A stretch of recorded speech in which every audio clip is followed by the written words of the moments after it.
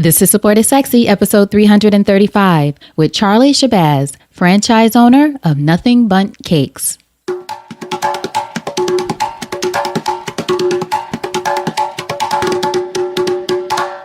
Welcome to Support is Sexy. I'm your host, Elayne Fluker, entrepreneur, author, and founder of Chic Rebellion Media. 5 days a week, Monday through Friday, I interview inspiring women entrepreneurs who share their wins and their lessons to help you take your business and your life to the next level and create something sexy. Here we go.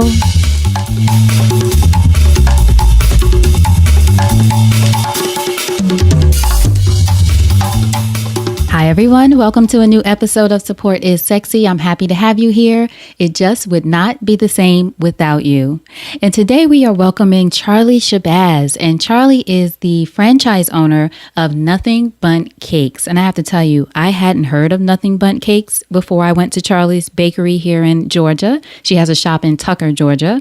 Hadn't heard of it before, but I will never forget it. Some of the best cake I've ever tasted. So I loved it because of that reason. I loved it because of the shop, and I love it because of Charlie. She was wonderful to meet, a delightful, lovely woman. But also on this episode, I know you'll fall in love with her too, because she is so open and candid with us about her journey to before she became a franchise owner to deciding to make that leap, if you will, and then what it's been like for her in the past couple months of opening a shop, what the experience has been like, what it's like to be a new entrepreneur. So it's so great to hear someone who is a franchise owner. First of all, I don't think we've had that before in our 100+ interviews that we've done, but also someone who is at the early stage of their business. So things are going well, but it's still new and she's learning along the way. So she's very open about her experiences. So I'm sure you'll appreciate that and I appreciate that. So thank you, Charlie. Now on this episode, what you'll learn from Charlie is it's not about not making mistakes. It's about not making the same mistakes twice. Also, what it takes to open your own franchise, how to know when it's time for you to jump, questions you need to ask yourself before you make that jump, Charlie's top 3 tips for new franchisees, also her most successful marketing strategies, and I think it's great for anyone who has a brick and mortar shop. Charlie also talks about how to authentically connect with your community when you do own a brick and mortar shop, and why you can't underestimate the power of in-person interactions. So again, I know you're going to love this episode. I'll be excited to hear from you after you listen to it. So without further ado, Charlie Shabazz. So Charlie, thank you so much for joining us on an episode of Support is Sexy. I'm excited to talk to you. Ditto. Thanks for having me. Of course. So our first question, when did you first fall in love with entrepreneurship? Well, I wouldn't say we're quite in love. I understand. It is definitely a love-hate relationship at this point. I love being my own boss, obviously, but it is a lot of work. I thought I had worked hard before, but this is a different level of hard work. And it's very new, so it's to be continued. To be continued. What have you found to be the most, either most difficult or most surprising thing about being an entrepreneur now? Something that maybe you didn't know was a part of the journey? Well, again, it's a lot of work. I mean, it is a thankless job sometimes, and, just being pretty much corporate for my career. You struggle with, is this the right thing to do? Is it not? Is it the timing is right? So, I kind of struggle with, did I do the right thing? I still question that. And the answer is always yes at the end of the day, but it is a struggle. Do you feel like the answer is always yes, even if you didn't do something quote unquote right? And I ask that because sometimes I think we get caught up in what's right as opposed to this is what I know to do at this time. I have a very strong spiritual being and, center. And part of my daily prayer is to ask, can I please learn from my mistakes and not make the same mistakes twice? And I think if you can do that on a daily basis, you are growing. And that's the most you can expect. I mean, you are going to make mistakes. I make mistakes all the time, every day. And I just laugh at myself and I tell my staff, call me out. I'll call you out for sure, but call me out. So it's just a learning process every single day. Did that spiritual part of you come from your childhood? Where did you grow up and what was your family like?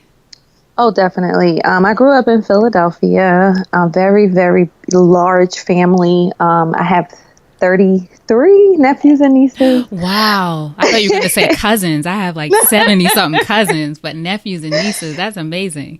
Yes. I'm the baby of, my parents had me later in age, so I was born an aunt. So at 3, 4 or 5, I'm an aunt of my nieces and nephews who are older than me. So I've kind of always been bossy and, but it's a very loving, supportive family to this day. Even though we're in different states, they're extremely supportive and very loving. And we are very spiritually grounded, and it keeps us humble. How many siblings do you have? I'm the baby of 5. Oh, 5. Okay, awesome. Now, how would you describe yourself as a young person? I heard you slide in bossy. Is that how you were, Charlie? I cannot lie. Yeah, my niece and I are the same age, and she and I graduated from high school together, and just growing up, I said an aunt. Like, I had these nephews and nieces, depending on my guidance at such a young age. And even if that was, how are we going to sneak out the house, or how are we going to sneak these snacks upstairs, but yes, I was always kind of in a leadership position. So I think that was kind of the grooming to entrepreneurship, if you will. Who would you say were some of your greatest influences growing up? Definitely my mother, my sisters. My sisters are like my second mothers. They're my niece and I are the same age. My mother and my sister were pregnant at the same time. So definitely strong women, loving women. They've always pushed me to go to school, and also they allowed me to be independent and kind of make my own mistakes at a younger age. So I'm very thankful for my childhood and my family. So how did you end up in Atlanta now, or whenever you moved here from Philly? A job opportunity. I wanted to move out of Philly, and I got an offer here in Atlanta, and I took it very on the whim, kind of gave 2 weeks notice to my family and my work, and it just moved. Didn't really know anyone here. I knew one girl here. I had 2 cousins here that we were like, I hadn't seen them since I was like 6, but we reconnected, and I have no regrets. I absolutely feel like it was the best thing for me as far as my growth as a woman and my career. How long ago was that? 12 years. 12 years. Now, were you looking to move at that time, or was it just this opportunity came up and you thought, I'm going to make a move? Well, I was open to moving out of Philadelphia, and not necessarily Atlanta. I was open to, the Washington, D.C. area, California, wherever, Texas. And this felt right. I always pray about any big decisions that I'm going to make, and it felt right. So I did it. What were you doing before you moved? You said you gave your job 2 weeks notice. What career did you go into? I'm a CPA. I've been an accountant since I graduated from school. Where'd you go to school? Temple University. Ah, Temple. Nice. Oh, so you've been around Philly the whole time. Now I can see where yes. It's time to make a change. Yes. I had aspirations of either going to Spelman or Clark. So I felt like Atlanta was calling kind of, you. Yes, definitely.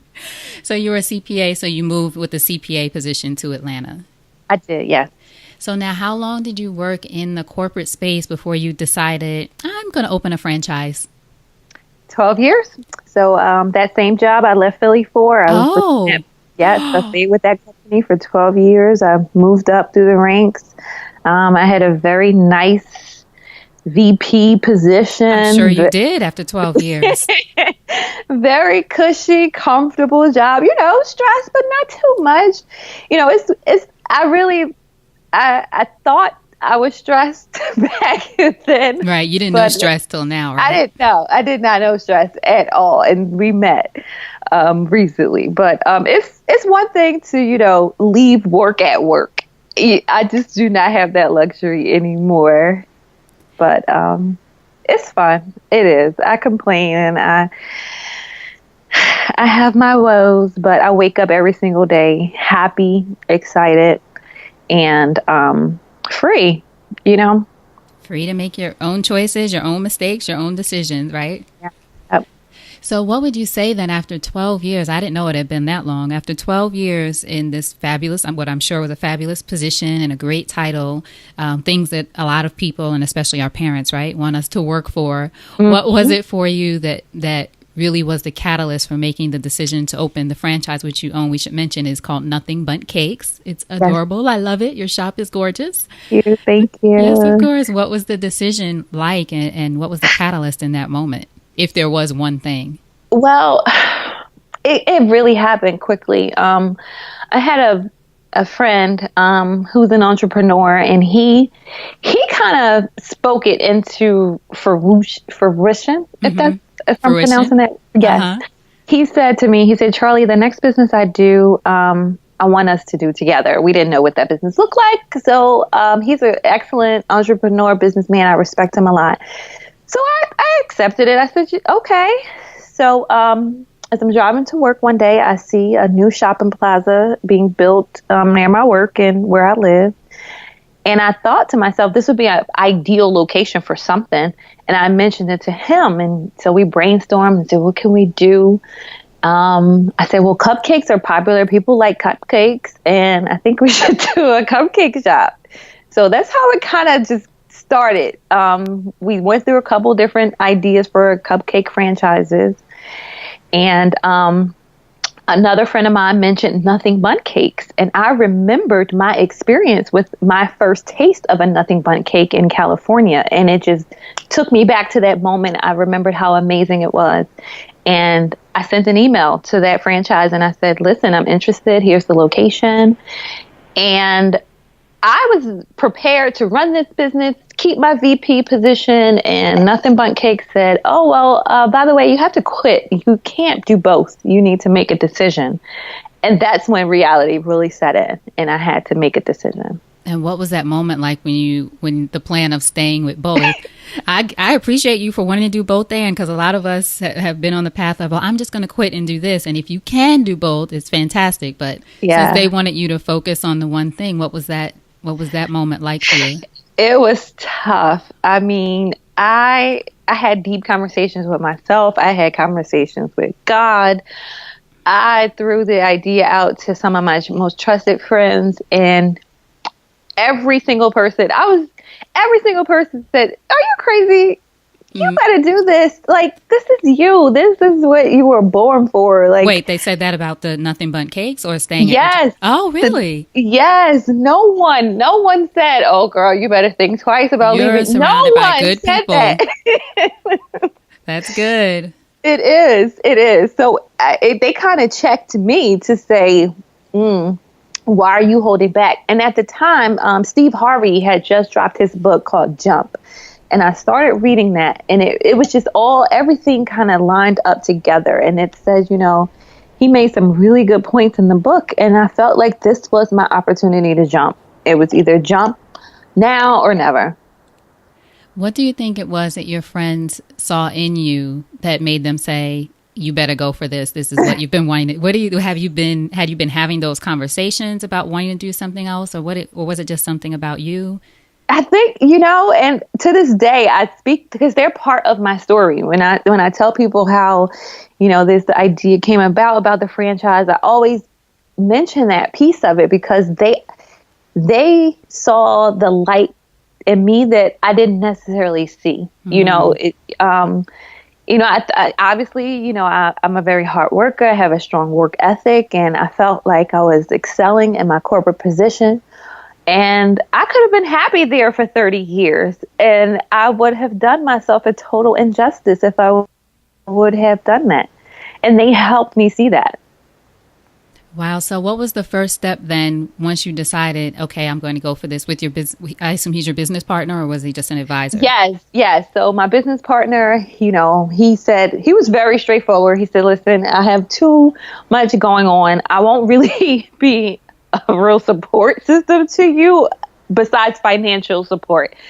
So that was, I had to digest that and say, listen, are you ready to do this by yourself, basically? The franchise is very great with, they have a wonderful transition program where each week you have video calls, you have phone calls, you have homework.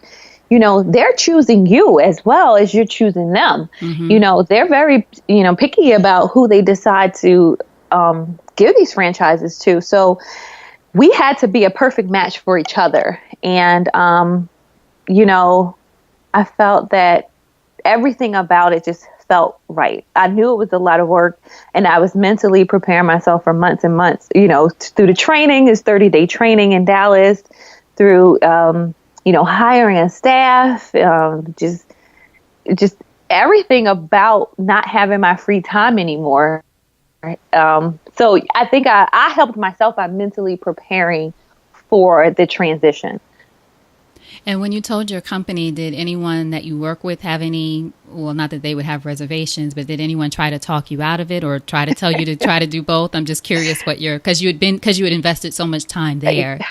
Well, my manager, my direct manager, I think was he was just like, are you sure? I was like, yeah, I'm pretty sure. Unbeknownst to you, I have been, going back and forth with this for months. Right, I didn't break it, but no, my colleagues, they're supportive. They come to my store every week. Every week I have someone from my old job, coming in, just buying cake, saying hello, spreading the word. They have been so supportive. I'm just blown away. That's awesome. I love it. Now, with the choice, you mentioned earlier that Nothing Bundt Cakes, or the corporate office, I guess, has to choose you, quote unquote, choose you just as you're choosing to open the franchise. What is that? What is that process like? Do you go through an application process, or what is the franchise process like? In addition to the training that you mentioned, it was interesting. You were basically interviewed. You have to be in a very stable financial position. You have to have good credit. You cannot finance the whole thing. Unfortunately, they say it takes money to make money, and it is true. I was blessed to have my partner who was ready to put up the money to say, hey, Charlie, if you're ready to put in the work, I will support you. I will support this financially. He believed in it. I believed in it. And it was intense. The small business loan process, I think, was the most difficult thing, honestly. They wanted everything except a blood sample and my firstborn child. Right. Oh, my goodness. Now, what was the process like? Excuse me. How long was the process from when you made the decision to when you finally opened your doors a few months ago? Let's see. I started with my initial email to Nothing Bundt Cakes in, I would say, November of 2016, and we opened September, 2017. So it was a good 9 months. Is that average, do you know, for opening a franchise, or is that? Well, I think that we were kind of ahead of the game because we already had our location. From speaking to other franchisees, and the biggest part is finding a location. We came to the door with our location, so we knew exactly where we wanted our store to be. We had nailed down that lease with our landlord.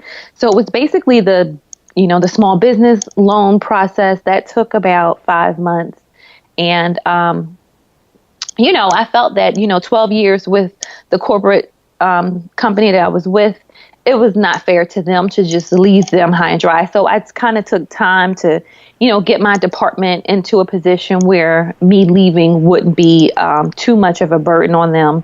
So I took a couple months just to get them up to speed and let my transition, kind of be as easy as possible for everyone. That's so smart, because then you always have those relationships. It's not like you're leaving in anger or anything like that. True. Always, True. People to listen, to be aware of, always as much as you can leave in a respectful way. If it's, Absolutely. not something horrible. It sounds like you had a good run there. Yes. Yes. And, I joke and I say, I hope Bank of America takes me back, but everyone says, negative. You don't ever have to worry about that ever again.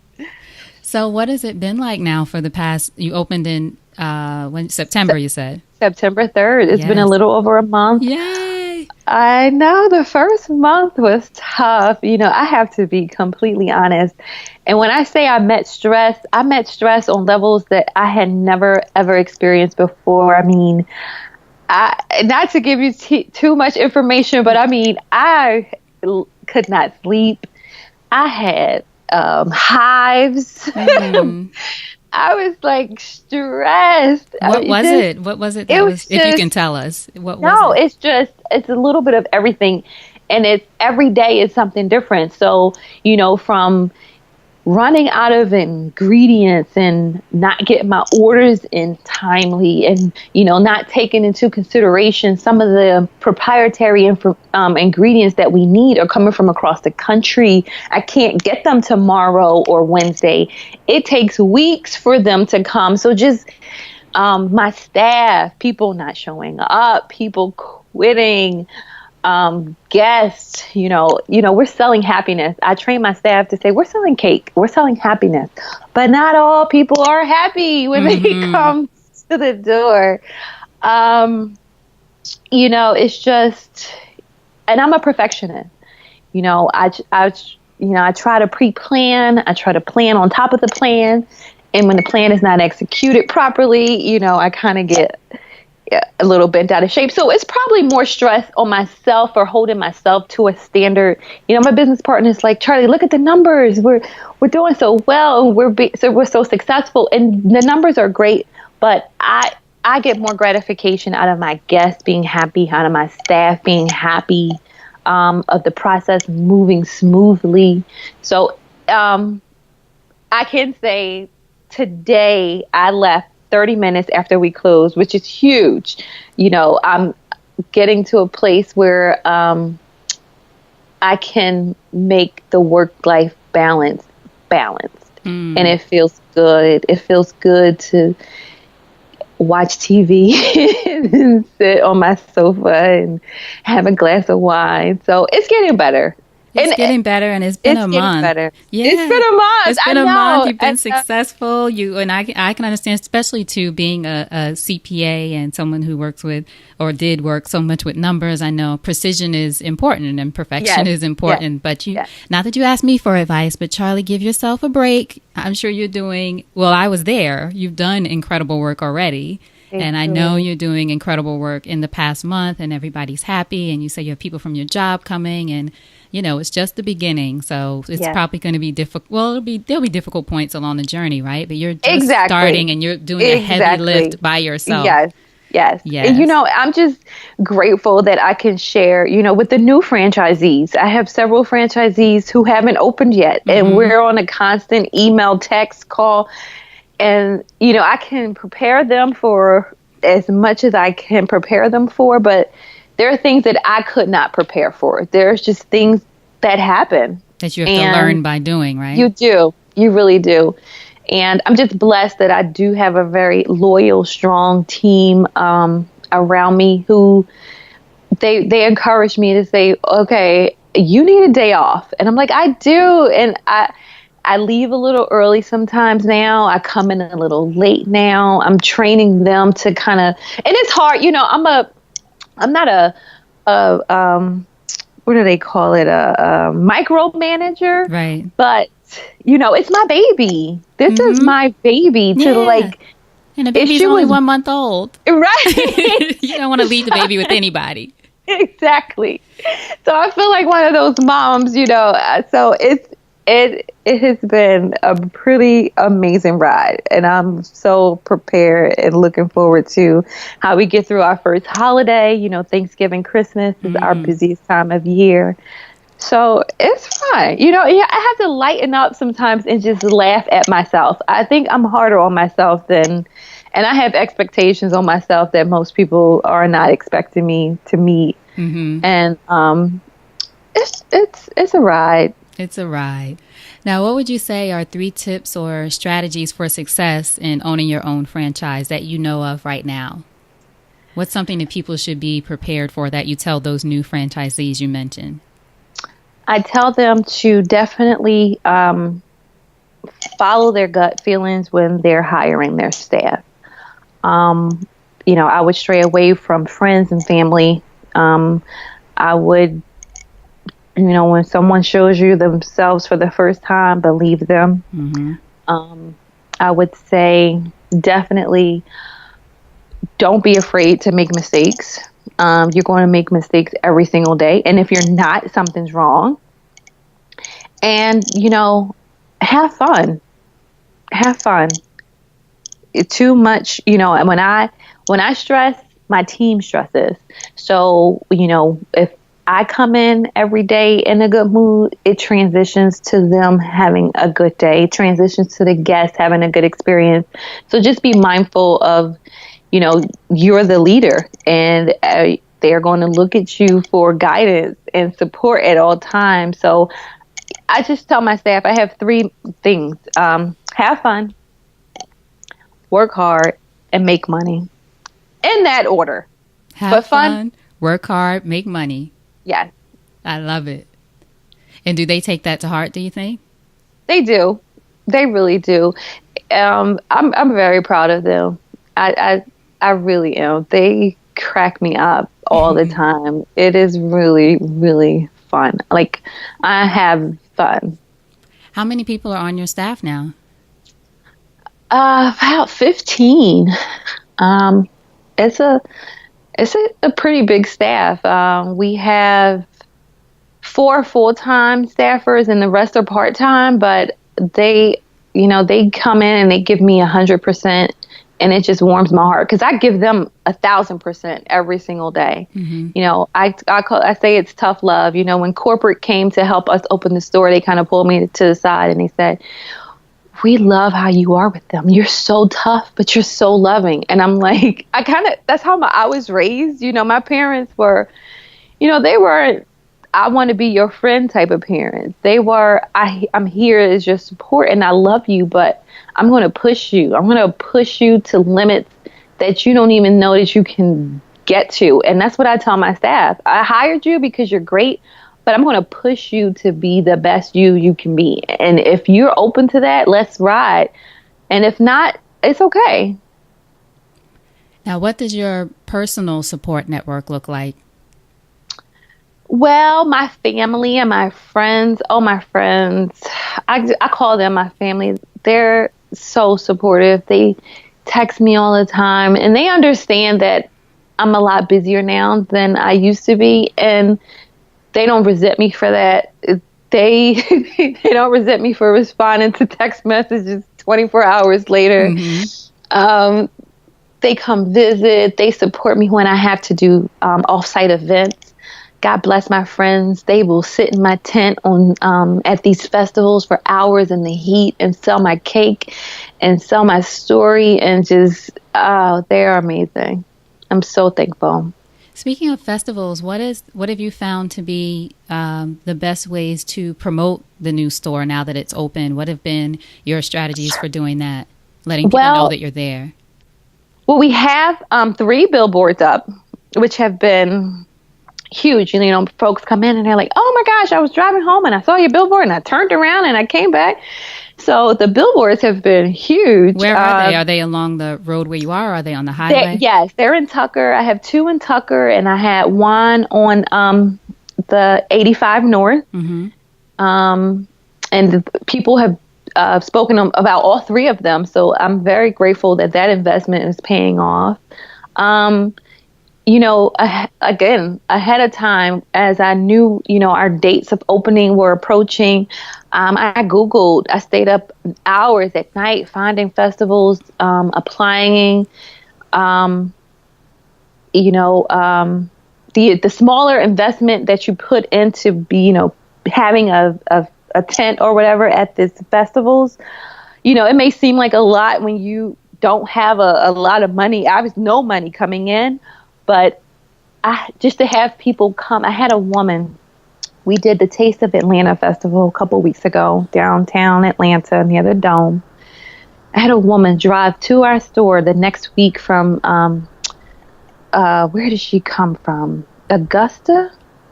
And she said, I passed your tent at the festival and I had that cake. And she said, I could not stop dreaming about it. I couldn't stop thinking about it. She drove back hours to get more cake. I was going to say, Augusta is a ways away, right? Yeah.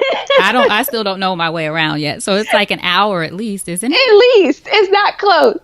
And I mean, just those little tiny stories just makes it all worth it. It's a lot to get up at 5 a.m., set up the tent, set up the cake. And, you got to break it down. And when a store is open, you have to kind of juggle your time. But I would say that every single sleepless night is definitely worth it when you can make someone's day. We've done weddings.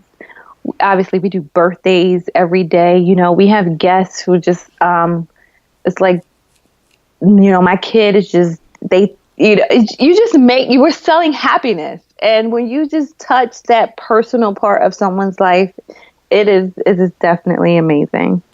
And I just learned today that Nothing Bundt Cakes was founded by two women, which we love, right? Dina Tripp and Debbie, is it Schwetz? Schwetz, yes. Love it. Now, go ahead. No. So I was going to say, what do you feel like, other than the fact that women are founders, which we love that, what do you feel like makes Nothing Bundt Cakes special? It's super special because Dina is still an active member as on our board. She is an amazing woman. I've had the opportunity to meet her several times. She is so humble. She will speak to you for hours and hours. I mean, we talked, so we had a conference and, Dina tells her story, and it's just the stories, hearing everyone's story and how we all came to this family from so many different roads, and just hearing her story and how people said to her, oh, you're just selling bundt cakes? Well, I hope you kept your full-time job. This will never work. 20 years later, we are stronger than we were 10 years ago. She just never gave up. She had an amazing recipe. They had an amazing frosting, and together they opened their first little store in Las Vegas, and, they started franchising 10 years later. And we, on average, we gross $1 million in cake. That's all we do is cake. I had a man come to me. Last month. He said, "This is all you do? This is all you guys sell, is this cake?" I said, "Yes, sir." He said, "Well, I don't know how long you're going to last here. Is the rent's kind of high over here?" I said, "Yes, sir, it is." I said, "Well, these two women started this 20 years ago. And, believe it or not, this cake changes lives." And he really didn't have any rebuttals for that. Mm-hmm. So what do you feel like then that you hope your either impact on the brand, or what do you want to bring to the community having a Nothing Bundt Cakes there? Well, living in Tucker and being a business owner in Tucker is very special because I do get to impact my community. I partner with the schools, the corporations, the PTA associations have been amazing.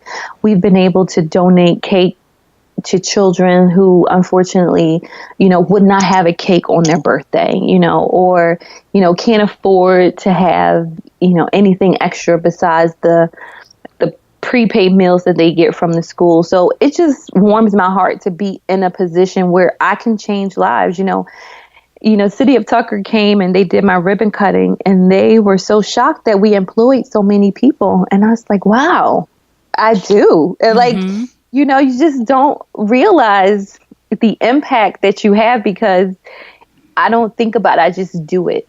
And when you do sit back and, think about the people that you're helping, the families that you're helping, the children that I'm helping in the community, the corporations, the nonprofits, these people come to me and I can help.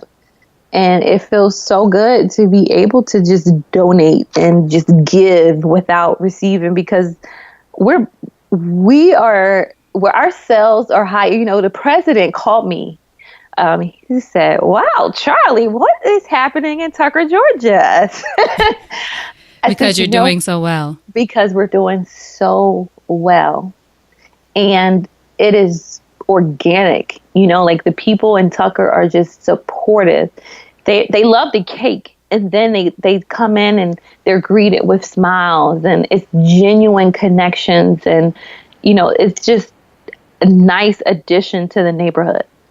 Do you also think location plays an important role in where people set up their franchises? Obviously, is that something that's been that of good for you? As far as you mentioned, it was a new shopping area, so yes, maybe it's people huge. are curious and come by. It's huge. Well, my partner, him being the entrepreneur that he is and the businessman that he is, I convinced him that I would rather have my store in Tucker, Georgia, in a suburb of Atlanta that most people have probably never heard of, than in Buckhead or one of the, more popular neighborhoods, because we are a community. The moms and the teachers and, my neighbors, there are homes across from our store. Like, it's a community effort. So when you have that type of support, it doesn't matter that, we're in Buckhead and we're, people make 3 times, 5 times more than what the people in Tucker make if you don't have that community support. So he actually, we fought back and forth about location, and I convinced him, and then the numbers showed him. And then when he comes to visit and he sees how, the grandmoms are bringing their children, and, the moms are bringing their, parents, and it's a family affair. That's the success in it. So smart. And I think that's such a great point. Buckhead, for everyone listening who's all over the world, is a popular neighborhood here in Atlanta. Like you said, a high income area. And I would think high or many options too. Whereas opening, as you said, in a place like Tucker, Georgia, which is more of a suburb, there might not be any or as many options for something as delicious and unique of an experience as a Nothing Bundt Cakes. You're not competing with every other shop that's there. Absolutely. Excellent. So what would you say then entrepreneurship has taught you about yourself as a woman? Well, strength. I always thought of myself as a strong woman. I'm very sensitive, but strong. And the challenges that, you're faced with, on top of the great, it is great. It is great. But there are a lot of, side effects that come with, being in retail.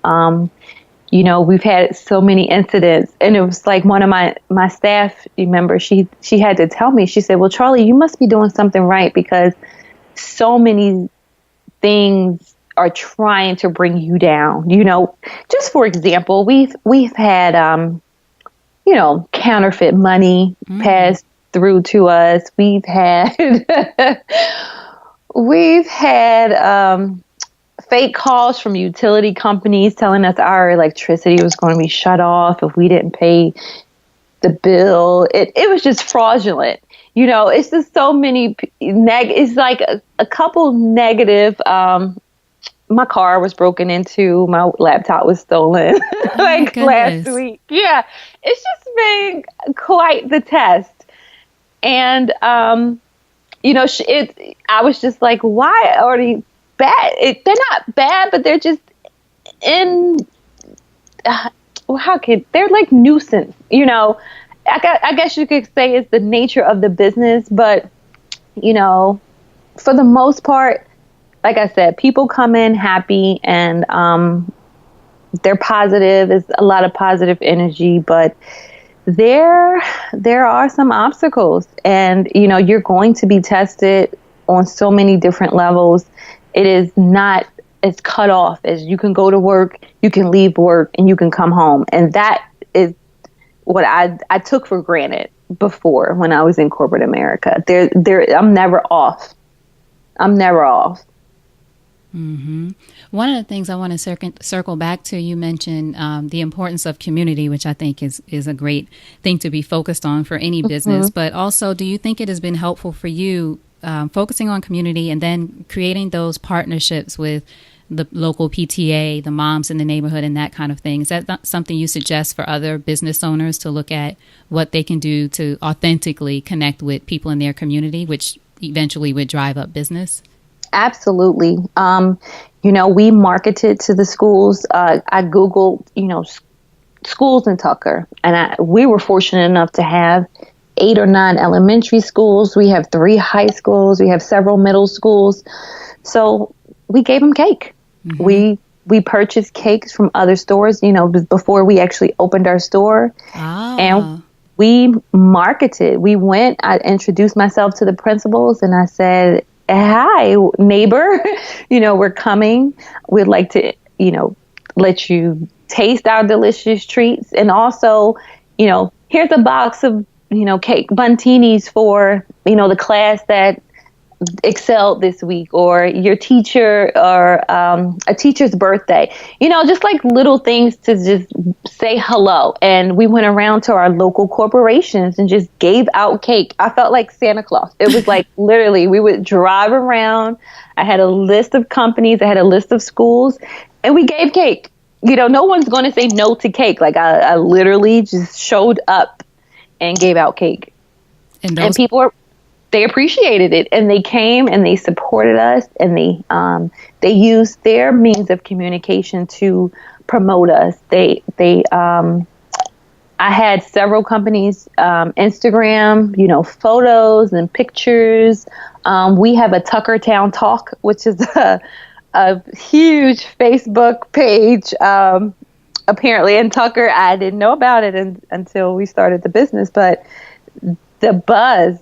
We had a couple posts on Tuckertown Talk, and before you know it, the whole neighborhood knew we opened on September 3rd, and they were there.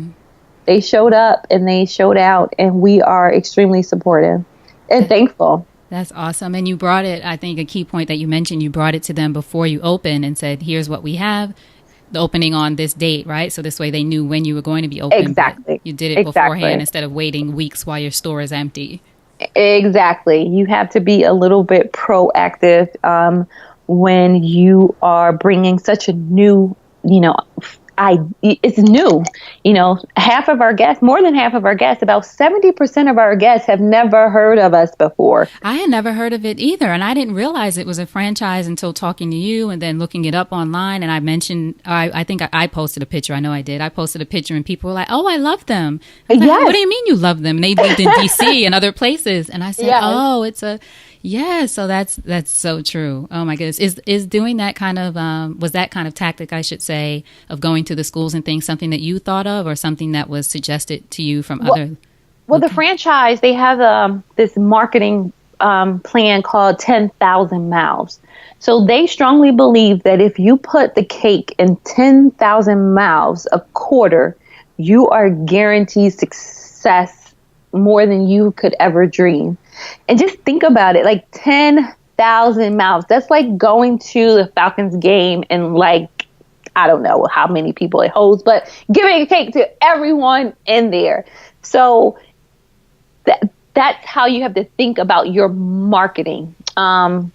It is literally all your neighbors' neighbors, your friends' friends, the bank, the gas station, their cleaners, the school. So that's how I thought about it. I said, okay, I took Tucker on the map.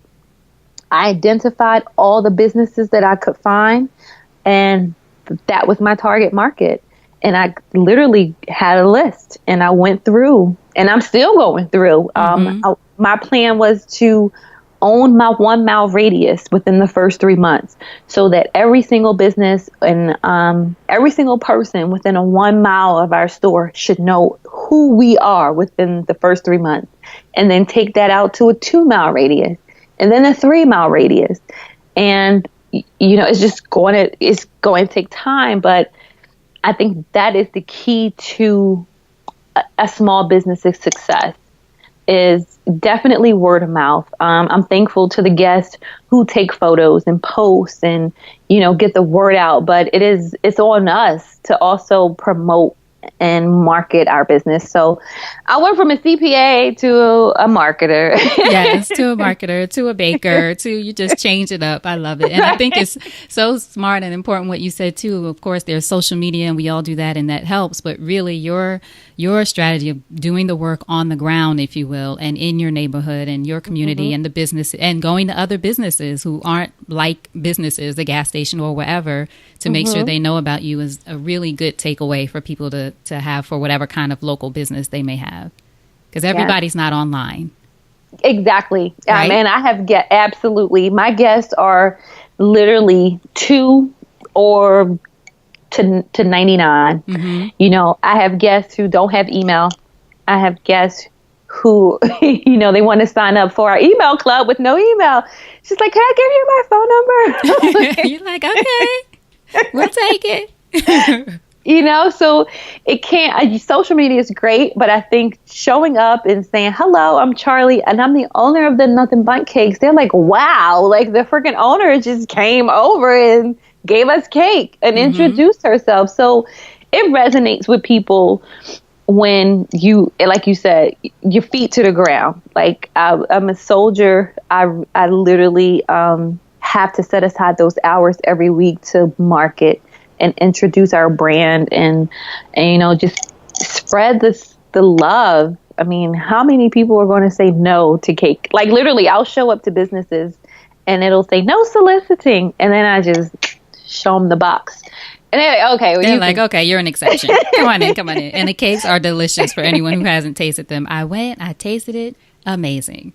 Thank you. Thank you so much. So in closing, Charlie, if you think over your life and career and you had the chance to thank only one person whose support was critical to you personally or professionally, who would that be and what would you say?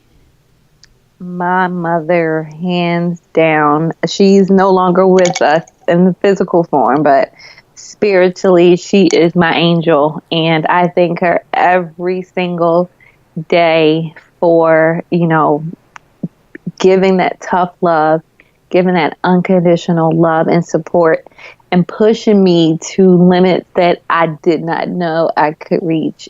She has really, and she still is, I call on her often, especially more often now, for her advice. And I'm like, what would Diane do? What would she do? And I just, I try to make decisions based on what she would have done, because she truly was a phenomenal woman. Excellent. Now, Charlie, tell us how we can support you. Tell everyone the website to go to, the social media, all that good stuff, where they can find you, the address, of course, and I'll have links to everything, but this way everyone can hear it. Yeah, so our Instagram is at Nothing Bundt, BUN, D as in dog, T as in Tom, Cakes, Tucker, GA.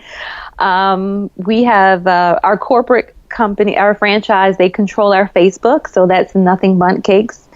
Again, we are located at 4280 La Vista Road. We're in Tucker, Georgia. We're in a new shopping plaza on the corner of La Vista Road and North Lake Parkway. There's a huge Dick's Sporting Goods, Sprouts. Our phone number is 770-270-5695. Our email is tucker@nothingbundtcakes.com. And just ask for Charlie. I tell my staff, they don't know if Charlie's a man or a woman, so we're all Charlie. Just claim it. Ask for Charlie. Now, my listeners will know, but everybody else won't know. Just ask for Charlie. Be like, no, the Charlie I heard on the podcast. Let me speak to her. But we want Charlie to have some days off eventually. So hopefully they'll say, she's off today, but I can help you with your happiness today. Excellent. Thank you so much, Charlie. You are fantastic. I can't wait to visit you in the store again. I'm going to use you now, not use you, but come there now to get little small cakes to take to dinner parties or brunches. I'm always looking for what do you bring when you don't really know a person. I love it. The I bundt love cakes it. would be perfect. Yes, ma'am. You will be the Yes, people will the love me. cake celebrity. Exactly. Exactly. Now, before you go, what's a parting piece of advice from you to our listeners about anything? I would say just do not give up. If you feel strongly and believe strongly in, whatever project or idea or, business that you have, do not give up. It is not easy. And if it is, something's wrong. You will make mistakes. Just, try not to make that same mistake twice and try to learn from your mistakes. And try to do it with a smile on your face. I think it goes a long way when people see that you're happy. Excellent. Charlie, hold on just a second. All right. Thank you so much for listening to that conversation with Charlie Shabazz. For more about Charlie and about Nothing Bundt Cakes, trust me, you want to go by there, especially if you're in the area. Please go to supportissexypodcast.com and just search Charlie, CHARLIE, in the search box. Her show notes page will pop up with all of the links and the resources, where the bakery is, how to get in touch with her, and all that good stuff. supportissexypodcast.com and just search Charlie. As always, thank you so much for listening. You know I appreciate you. And look, if you are thinking about building your business, creating your brand, whether you're doing it as a side hustle or you're making that jump into your business full time, you need to have a brand story. And if that's something you've been trying to figure out, I want you to sign up for my free course on how to create your unforgettable brand story. I outline the process that I use when I work with clients, so I'm offering it to you for free to have a look at that process if you'd like to do it on your own. How to create your unforgettable brand story, a free course at brandstory.tips. All right. So again, thank you so much for being here. You know, I appreciate you. It would not, as I always say, be the same without you. And until next time, you know what to do. Go out there and create something sexy, and I'll talk to you soon. Take care.